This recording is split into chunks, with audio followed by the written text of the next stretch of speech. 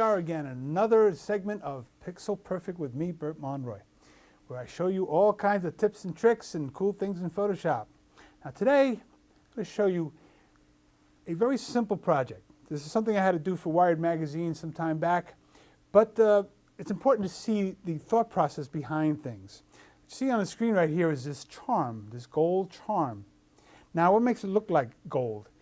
What makes anything look like what it is how it reacts to light. If you turn on the lights in your room, you'll see everything. Turn them off, you can't see anything. But when you turn on those lights, you can see all the different objects. What makes something look like silver, something look like gold, something look like fur? It's how they react to light. Like the silver and gold, they both look exactly the same. In that case, it's the gold. The gold color has a yellowish tint. The silver has kind of blues and whites, right? Just the difference in color is going to tell you one is silver and one is gold. So it's how they react to light and the colors and the way they react to the environment as well. If something's reflected and so on, it's going to make something look like what it is. What I want to do in this case now is to show you how this whole thing started. Now it started with a series of paths. As you can see here, there's a basic path, which is the charm itself, and I created it straight on, which made it a lot easier. I don't put things into an angle until I'm done with them. I create them straight on, so it makes it a lot easier to get a lot of the effects.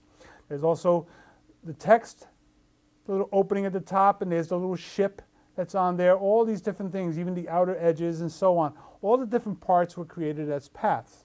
Now, looking at the layers, the background layer is just black. Like I've said in other shows, I don't put anything in the background layer. I leave it a color that's going to make it easy to see things on top of it. If all the elements are going to be kind of dark, I'll make the background white or a light color. In this case, they're all light colored, so I made the background black. Makes it easy to see things as I work them. Now, let's look at that path. There's the path, and when we look at the first layer, we see that it's the gold that's filling up into that area right in there, including the little ship. That's already been merged. Let's turn off that path. Let's go back over here, and we see a little QE2. And all that is the text layer that has been given a bevel and emboss. If I turn off the effect, we see it's just this light little tone in there. Adding the effect created that sense of depth, like it's being etched into the gold charm. We have a little second one here. Again, it's just a series of little lines. That's all that is. Little lines that have an effect. Turn off the effect, and then you see that just stroked paths that form these little shapes in here. And by adding the little effect, which again is a bevel and emboss, it created that look like there's a little edge that's been carved right into that metal plate. We also have a second one there.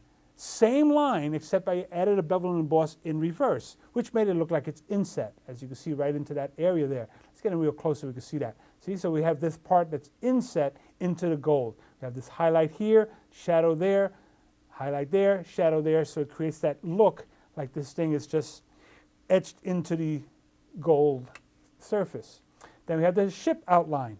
Same thing, again, a line that's been given in a bevel and emboss, and a second set that's been given a bevel and emboss with an outer bevel to create that overall effect.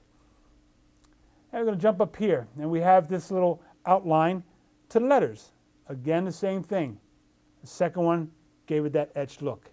Now, these were all merged together and form this layer here. Let's turn this one off now. Now we have this layer, composite layer, where I've merged all these layers into one.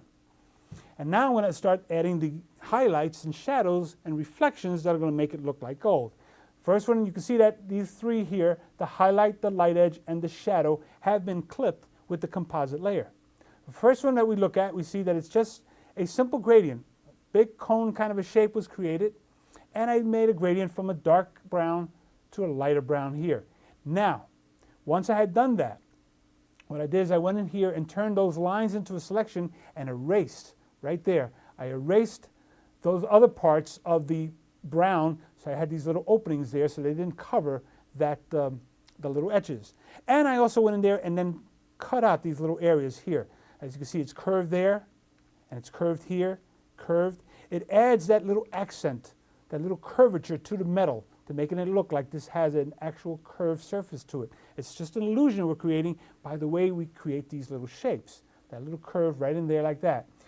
Light edge over here, a slightly lighter tone than the overall background was added. And again, I created the little etches, the little curves that give you that rounded quality. And the final one is a highlight, Just a bright light that went straight across and straight across there. And again, they were cut by the lines in the middle. And once I have, let's just go in here and create another one. I'll create one more line right up here on top of this. And so we really see it happen, we're going to use this blue. Okay, really strong blue. So watch what I'm going to do. I'm just going to go in here and throw this blue right through there like that. See? Now if I clip it with the rest, there it is going right through. But you see how it's covering the lines? So what I did is I turned the lines themselves, which are way down here, into selections. So let's go in here and the little edge lines, which are these guys down here. And let's turn this one into a selection. There, we can see it right there. So when I come over here, get in close, I'm in the layer that has the blue, which is right here, layer 1. That area is selected, so I simply hit my delete key, and that area gets erased. So see, that's how I was able to get those little shapes coming through. I added the tones, and then I simply clipped out the parts that I didn't want to be seen. And then a further touch was to go in there with my eraser and just cut off those little corners like that to get that nice little shape going on in there, and curl that in there like that. Like that. That's all that it was required. Now, once I had all those shapes in place, I went in there and, let's turn this off, I skewed it. I simply took the distort tool and twisted the whole thing back. I made another composite and twisted it back. Now, I duplicated this layer, and I offset it slightly and created this. Added some tones. I offset it, in other words, I moved it off to the side, and when we see the two layers together, it creates that illusion of an edge right along the side here. So it completes the depth that this little metal charm needed. Because since we're looking at it on the side, we have to be able to see an edge to it. So all I did was to duplicate this layer, added some additional tones in there, and it created this little edge. That's why you see these little peaks here, is because let's do it from scratch. Let's throw this guy away. And we have this layer here. I'm going to duplicate that layer, just like that. The one in back, I'm going to move down just a little bit, just like that. Right in there like that. Now I'm going to lock the transparency for it. Lock the transparency, and just so we can really see it, I'm going to fill it with the blue. There it is. So it's filled with the blue. Now you see that little hard edge there? So I need to go in there and make that even. So I'm going to take a lasso tool here, and I'm just going to select this little chunk right in there like that, and fill it with that blue. Go in there, and let's unlock the transparency at this point, and go ahead and fill that. And we've got a little area here. I'm just going to go right in here, and select that whole part right there. Go ahead and fill that with the blue. And we have some other stuff over here, right here. Go in there, close it off, just like that, fill it with the blue. So now we see that we're getting this nice little edge going here, and this little piece right in here. I'll just go in here with a little brush, make it a little smaller, and fill that in with the blue as well. Now the extra tones that were added, which is a little dodging and burning. A little burning right in this area here, because it's a little darker. So I'm going to go in here and just add a little darkening tone right in there, and maybe a little bit right in here, into this little corner here. And then with a little dodge tool, I just go in there and add some light tones. Nice big tone, big brush, add a little light tone in there, and maybe a little light tone in here, and that's how that depth was added. So when this is all finished, then I had to add the little sparkles. So that's the last thing I'm going to show you guys, is create the little sparkles on here. So we have a layer here, which is called sparkle, just doesn't have any sparkles yet. I'll go with a white brush, a nice white color. Let's get a nice shape that's small enough. Let's make it a little smaller, and a nice soft edge to it. That's a good size right there. And I'll go into my brush engine and make sure everything's off except other dynamics, where I'm going to set a little fade. Give it a fade of 25, which is 25 steps it's going to do it. So what I'm going to do now is I'm going to take this and I'm going to just give it a little click right here in the corner. A little click like that. And then I'm going to come way up here. Give myself enough room, hold down my shift key so that it connects from click to click, click again. See? Then I'm going to click again in that same spot, the original spot right there, come in this direction, make sure I'm in the same line, hold down my shift key, click again. Now I'm going to change that fade amount to say 15. I'm going to click in that first point, come in this direction perpendicular, and shift click, click, shift click, and I get this nice little sparkle. That one's a little off, so let's fix it. All right, and then I get a much larger brush, and just let's turn off everything so we can see what's going to happen next. Let's turn off everybody except the sparkle, and the background. And then with a larger brush, I'm just going to give it a little touch right there in the middle, a little more, and we get this nice little sparkle that we can then use all over the place.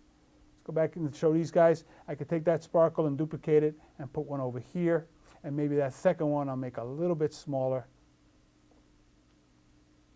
And we have ourselves a nice little golden charm. So it's just how you handle reflections, shadows, and highlights, which is going to determine what something is made of in your scene. I hope you learned something for this, and I want you to go out there and play. That's how you're going to learn about this stuff. Sit there and play with it.